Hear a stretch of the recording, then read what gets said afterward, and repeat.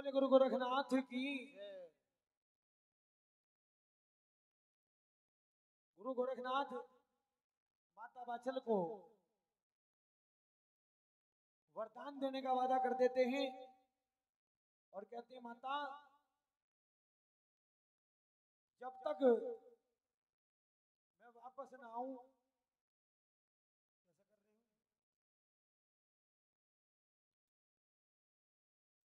मैं अपनी खोट छोड़ करके जाता हूं और जब तक वापस ना आऊं मेरी खोट पर मक्खी नहीं बैठनी चाहिए, तुम्हें सेवा करनी होगी। माता बाचल गुरु गोरखनाथ की उस सेवा को स्वीकार कर लेती है भक्तों। और गुरु गोरखनाथ भगवान शंकर के पास पहुंचे, जाकर के कहने लगे गुरु जी आज बड़ी मुसीबत में आया हूं। भगवान शंकर ने कहने लगे कि भैया कभी राजी खुशी भी आ जाया कर, जब भी आता मुसीबत में आता है। कहने लगा गुरु जी ददरेवा शहर की जो महारानी बाचल है मेरी खोड़ उसके पास गिरवी पड़ी है, अगर वरदान लेकर ना पहुंचा तो मेरी खोड़ को चील कम्मे खाएंगे। भगवान शंकर ने कहने लगे जिसके लिए तू आया है उसकी किस्मत में संतान सुख नहीं है, विष्णु भगवान के पास जाओ वही तुम्हारी समस्या का कुछ निवारण करेंगे। विष्णु भगवान के पास पहुंचे, जाकर कहने लगे गुरु जी आज बड़ी मुसीबत में हूं। विष्णु भगवान ने कहने लगे जिसके लिए तू आया है उसकी तो किस्मत में संतान नहीं है। कहने लगा गुरु जी कुछ भी करो कैसे भी करो एक वरदान तो दो। विष्णु भगवान ने कहने लगे कि पाताल लोक का जो राजा बासक है, पाताल लोक का जो राजा बासक है उसने जन्मेजय के जीव को बंदी बना रखा है और इतना कड़ा पहरा है कि जब सोता है तो एक छोटी सी डिबिया में बंद करके अपनी जाड़ के नीचे दबा के सोता है।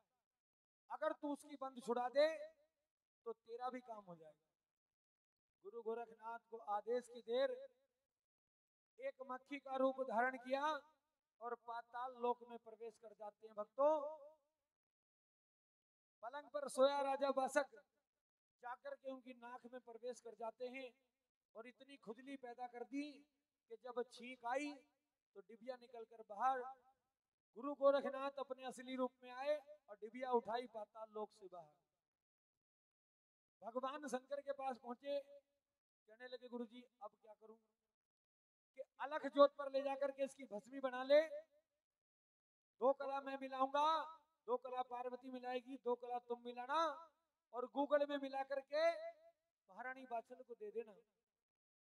ऐसा पुत्र पैदा होगा कि जो तीनों लोकों में पूजेगा, 36 बिरादरी धाएंगी और अपनी मां को गर्भ से परिचय दिया करेगा। गुरु गोरखनाथ अपनी खोड़ में उस भस्मी को अपने मस्तक पर सजा लेते हैं, अपनी खोड़ में वापस आ जाते हैं और सोच रहे हैं कि एक बार माता बाचल नजर हटा ले तो मैं ये भस्मी अपने मस्तक से उतार दूं, क्योंकि हो सकता है माथे का मैल समझकर ना खाए। माता बाचल ने नजर नहीं हटाई, मजबूर गुरु गोरखनाथ और वो भस्मी अपने मस्तक से उतार दी, गूगल में मिलाकर के महारानी बाचल की झोली में डाल दी। ले माता ऐसा पुत्र पैदा होगा जो बहुत ही चमत्कारी होगा। माता बाचल उस गूगल को लेकर के अपने महलों में पहुंचती है और जाकर के अपनी बांदी को सौंप देती है। बांदी ने कहा महारानी क्या हुआ? कि कुछ नहीं हुआ, कहीं माथे के मैल से पुत्र पैदा होते होंगे, ले इसे तू ही खा ले।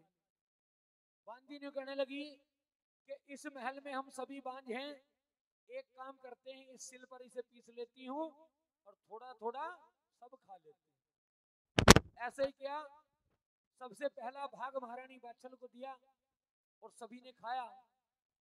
माता बाचल ने कहने लगी बांदी इस सिल को इस नीली बछेरी के आगे रख दे, क्योंकि राजा यहाँ पर है नहीं और गुरु गोरखनाथ ने हो सकता है अपनी जान बचाने के लिए, अपना पीछा छुड़ाने के लिए हमें जहर दे दिया।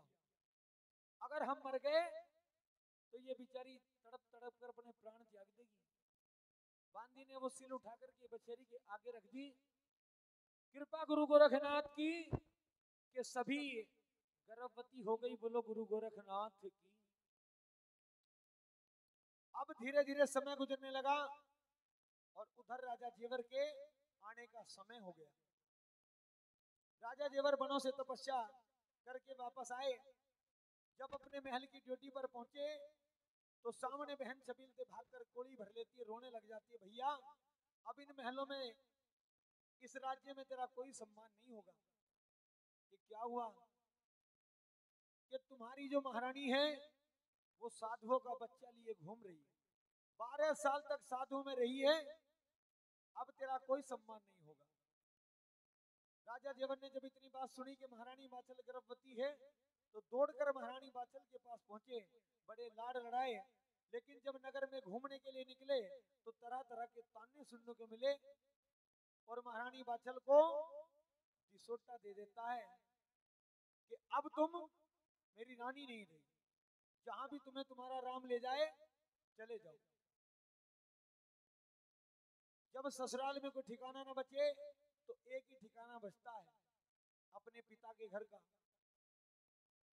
श्यामा बढ़ी को बुलाया, कहने लगे, श्यामा तू एक काम कर दे, मुझे मेरे पिता के घर तक छोड़ कर आ जा।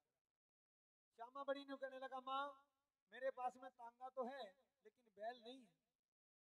कहने लगी, मेरे पीहर से मेरे पिता ने ये 2 बछड़े दिए थे, सोन मोहन की जोड़ी, इन्हें जोड़ ले और छोड़ करके आ जा। श्यामा बड़ी ने कहने लगा, माता कहीं खुद भी मरेगी मुझे भी मरवाएगी, इन बछड़ों को तो चलना भी नहीं आता। माता बाचल ने गुरु गोरखनाथ का नाम लिया, दोनों बछड़ों के ऊपर हाथ फेरा और दोनों बछड़े ऐसे जुड़ गए जैसे पहले से चलते हो। तांगा लेकर के चल देता है।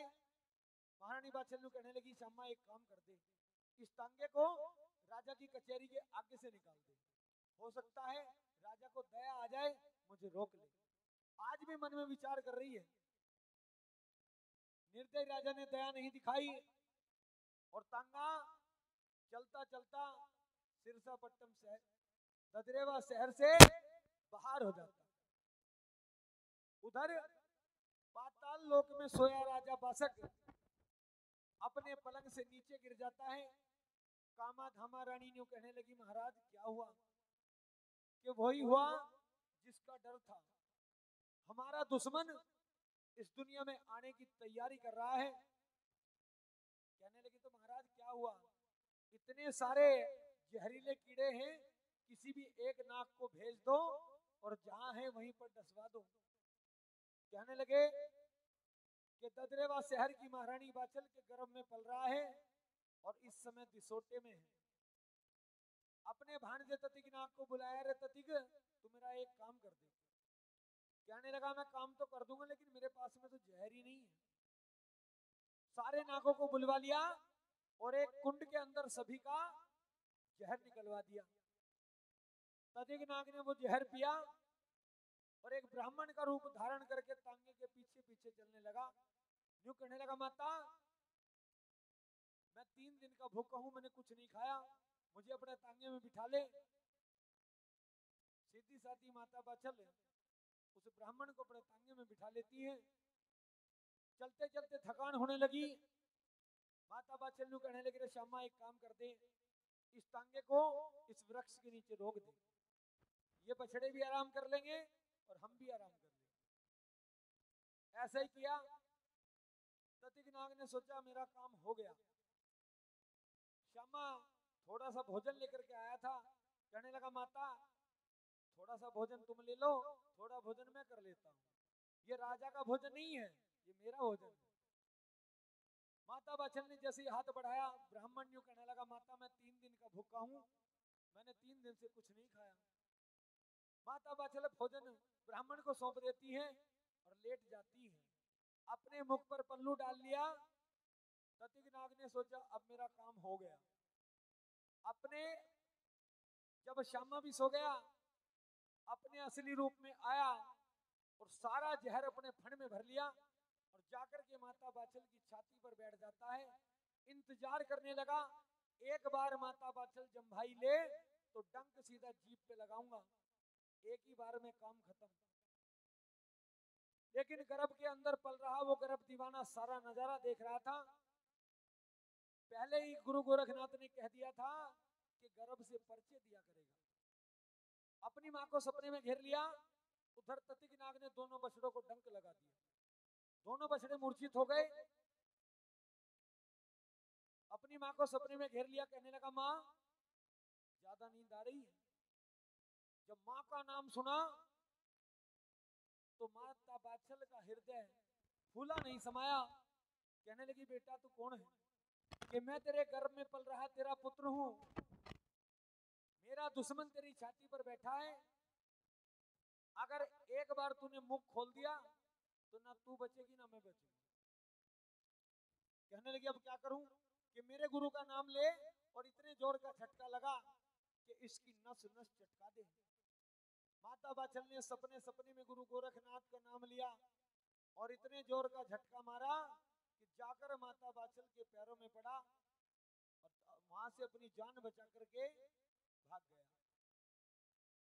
माता बाछल उठी, दोनों बछड़े मूर्छित पड़े थे। अपनी सर की डोरी निकाली, गुरु गोरखनाथ का नाम लिया, दोनों बछड़ों को बंद लगा दिया। दोनों बछड़े को ऊपर हाथ फेरा, दोनों बछड़े उठ करके खड़े हो गए और तांगा चलता चलता सिरसापट्टम शहर पहुंच जाता है। नगरवासी देख करके कहने लगे कि देखो बाछल आई है लेकिन राजा नहीं आया। कहने लगे तुम्हें नहीं पता ये साधुओं का बच्चा लिए घूम रही है, इसलिए राजा ने इसको अपने राज्य से निकाल दिया। सारे नगर में चर्चा हो रही थी। जब अपने महलों में पहुंची तो तीनों भाभियां भी ताने मारने लगी। लेकिन माता पिता होते अपनी बेटी को सहज सम्मान महलों में ले गए। लेकिन जब नगर में चर्चा फैली तो महारानी बाछल का सत अजमाने लगे, तरह तरह के तरीके अजमाने लगे। और कैसे महारानी बाछल का सत अजमा रहे हैं, क्या कह रहे हैं? बोलो सच्ची दरबार की।